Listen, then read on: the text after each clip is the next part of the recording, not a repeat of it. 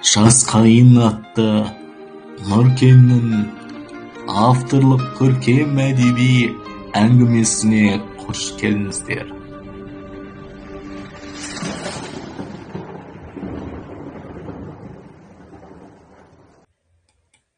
Төртінші бөлім. Соңғы қоңыраудан кейін 10 күн өткен соң 11-ші сынып бітірген түлектер ұлттық бірыңғай тест тапсырады. Сағат тура 8:00. Барлығы есіктің алдында күтіп тұр. 25-ші болып Махаббат кірді, 30-шы болып Қанат кірді. Махаббат 45 ұпай алды. Ендігі кезек Қанатқа келді. Ол 43 ұпай ғана алды. Екеуі де жоғары оқу орнына түсе алмайтындарын білді. Бір-бірін қатты құшақтап жұбатып тұрды. Анашым, сіз ертең менің құжаттарымды педагогикалық колледжге тапсырмай тұрып, қабылдаған шешімді айтайын деп едім. Алмагүл апай, мені сізді анамдай жақсы көріп, қатты сыйлайтынды білесіз. Сіздер Қанат екеуміздің бір-бірімізден ажырай алмайтынымызды да білесіздер.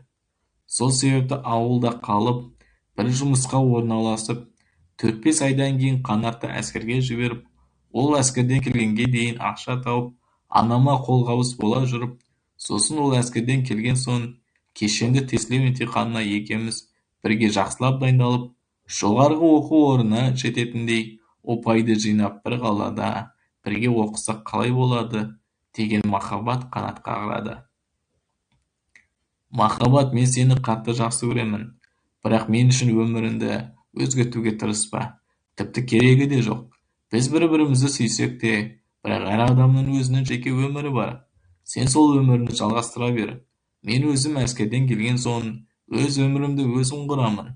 Әзірше мектепте алған білімді ұмытпай тұрғанда пайдаланып қал. Екінші рет оқып, дайындалып, тағы да емтихан тапсырып жүргенше уақытыңды босқа кетірме, жоғалтпа, өмір тез өтіп кетеді, деді. Қанат сүйіктісінің өмірі не болатынын ойлап, алаңдап тұр. Айгүл қызын қалаға алаңдамай жіберейін десе, қалада ешқандай туысы жоқ. Қымбатшылық қысқан қалада өмір сүру оңай емес белгілі. Сондықтан ақылдаса келе барлығы Махаббаттың айтқан ұсынысын құптады. Қадірлі қазақ елі, осы әңгіме өзі ұнаса, және де оқу барысы сіздердің жүректеріңізден орын алып жатса, ендеше осы мен сөйлеп отырған видеоның төбесінде көрсетілген нөмірге 1000 теңгеден болса да аударып, менің өнеріме қолдау ретінде көмектесулеріңізді өтініп сұраймын. Дархан қазағым аман болсын.